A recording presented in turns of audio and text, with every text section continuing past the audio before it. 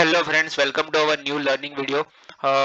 आज हम देखेंगे मार्केट ने क्या रिएक्शन किया और बैंक निफ्टी और निफ्टी में क्या एक्शन था। वैसे तो देखने जाए तो एक छोटी सी रेंज में मार्केट घूम रहा था।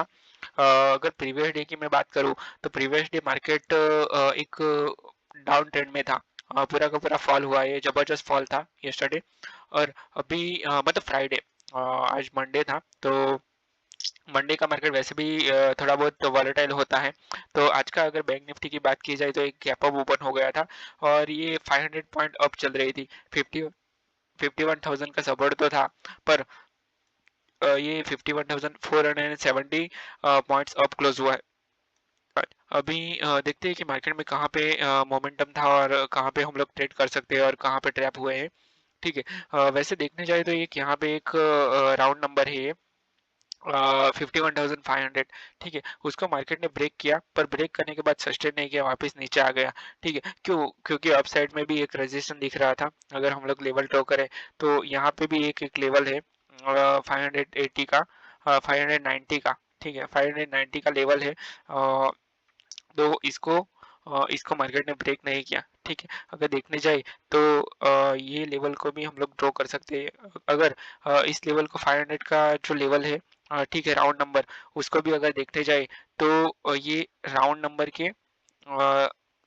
ये जो राउंड नंबर है उसको उसको ब्रेक किया मार्केट ने, पर ये जो 600 तक का था वहां तक मार्केट नहीं गया बैंक निफ्टी। ठीक है, तो अगर अ, आप देखो तो यहाँ पे एक छोटा सा ट्रैप था, यहाँ पे जो भी फॉलो थ्रू में गए या फिर उसके बाद की कैंडल में जो भी गए, ठीक है, वो सबके सबका ऐसे लेट हो गया। और जिसने वेट किया ये राउंड नंबर का जाने का, जिसने वेट किया उसने ट्रेड ही नहीं किया होगा। मतलब पूरा range bound in the market, breakout पे मोस्टली लोग ट्रेड करते हैं या फिर रिवर्सल पे ट्रेड करते हैं।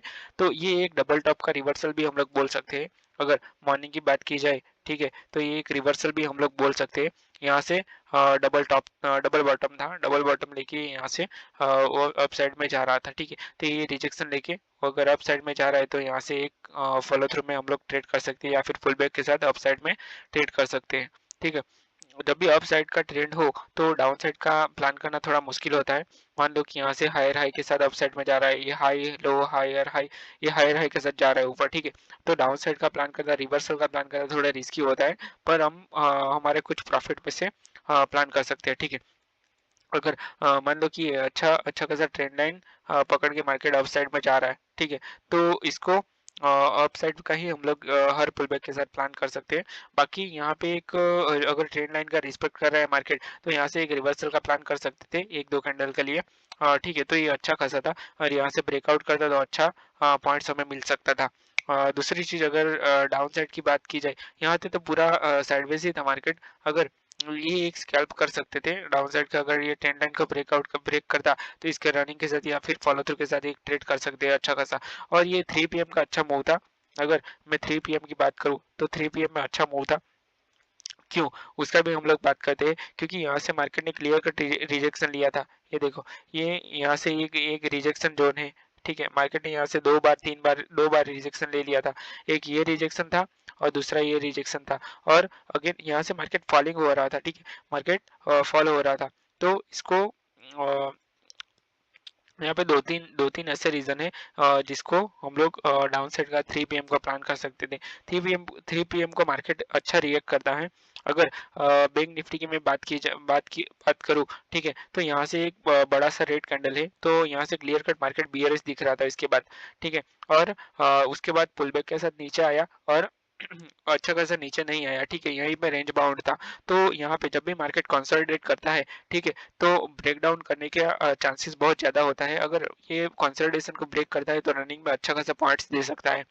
और यहाँ पे 3 कैंडल के बाद एक छोटा सा पुलबैक था और पुलबैक को ब्रेक करने के बाद मार्केट नीचे आया है। ठीक है, तो यहाँ पे डाउन साइड का प्लान आराम से कर सकते हैं। अगर 15 मिनट की कैंडल की मैं बात करूँ तो 15 में भी अच्छा खासा 3 4 रेड कैंडल बना चुका था मार्केट। तो यहाँ पे एक रेड कैंडल आने की प्रोबेबिलिटी है। ठीक है। तो इस तरह से हम लोग बैंक निफ्टी का आज का मार्केट था, इस तरह से बैंक निफ्टी में हम लोग प्लान कर सकते थे। और बैंक निफ्टी 51,260 पे क्लोज हुआ। अभी हम लोग बात करते हैं निफ्टी की। तो निफ्टी में भी आज एक छोटी सी रेंज में ही था मार्केट। अगर मार्केट क्या करता है मोस्टली निफ्टी की अगर बात करूँ तो gap down gap up open होता है और कहीं पे भी सपोर्ट लेके मार्केट ऊपर चला जाता है, ठीक है। तो सेम आज भी मार्केट ने यही किया, यहाँ पे क्लियर कट था। अगर मान लो कि जब भी मार्केट अप साइड में जा रहा है, ये मैंने पहले ही बताया निफ्टी के चार्ट, बैंक निफ्टी के चार्ट में भी मैंने बताया कि जब भी मार्केट अप साइड का प्लान कर रहा हो, ठीक है, तो हमें डाउन साइड का प्लान नहीं करना चाहिए। क्यों? क्योंकि आप ट्रैप हो जाओगे। मान लो कि यहाँ से मार्केट अप साइड में, यहाँ से क्लियर कट रिवर्सल है, ठीक है, ये इतना बड़ा रिवर्सल है, यहाँ से पुल बैक देके वापस अप साइड में जा रहा है, तो ये कैंडल में हम लोग आराम से प्लान कर सकते थे। यहाँ पे एक डाउन साइड का तो मूव ये जो डाउन साइड का मूव था, 1 2 3 4 कैंडल है, तो चारों चार कैंडल में प्रीमियम में मूव ही नहीं था, ठीक है। मतलब प्रीमियम ना के बराबर था, 10-20 पॉइंट प्रीमियम मूव कर रहा था, पर ये कैंडल में बहुत अच्छा स्पाइक आया था प्रीमियम का। अगर मैं प्रीमियम की बात करूँ तो यहाँ से एक रिवर्सल का हम लोग प्लान कर सकते थे। ये कैंडल में एक अच्छा खासा स्कैल्प हो सकता था, ठीक है। उसके बाद यहाँ पे एक अगेन पुल बैक दिया और पुल बैक को हाई के ब्रेक करने के बाद ये ब्रेकआउट के साथ ये प्रॉपर ट्रेड था। अगर ये कैंडल में अगर आपने यहाँ से भी ये जो वीक है उसके हाई के साथ भी अगर ट्रेड ले लिया, ये कैंडल का छोटा सा यहाँ से स्टॉप लॉस लेके, तो अच्छा खासा मूव आ सकता था। और अगर अगर ये भी मिस हो रहा है आपसे, इतना अच्छा ट्रेड भी मिस हो रहा है, ठीक है, तो यहाँ से ब्रेक करके ये जो पुल बैक है उसको उसके हाई के साथ भी आप लोग आराम से प्लान कर सकते हो, ठीक है। तो ये भी एक अच्छा खासा प्लान था। अगर आपको ये दो ट्रेड अच्छे खासे मिले आज निफ्टी में।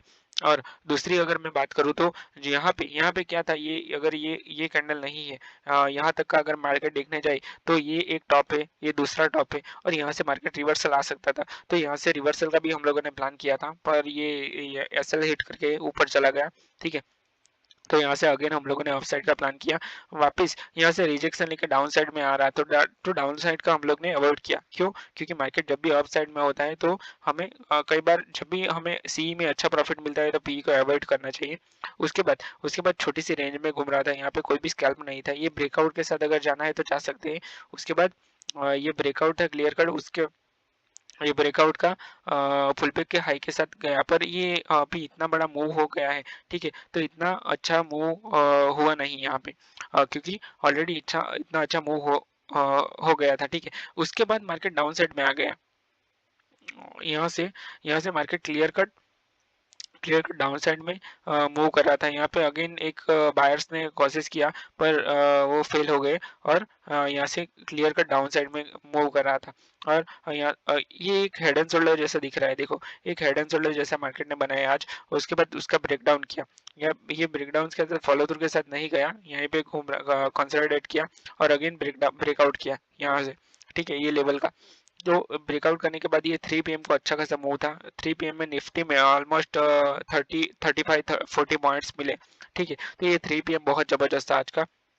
देखने जाए तो इसका रीजन भी है, अप साइड में ये ट्रेंड लाइन का सपोर्ट कर रहा था मार्केट, ठीक है। अगेन अप साइड से एक ट्रेंड लाइन आ रही थी, तो इसका मार्केट रिस्पेक्ट कर रहा था। तो ये टॉप का हाई बना के, मतलब ये यहाँ से रिजेक्शन लेके, ट्रेंड लाइन का रिजेक्शन लेके मार्केट नीचे आ रहा था, ठीक है।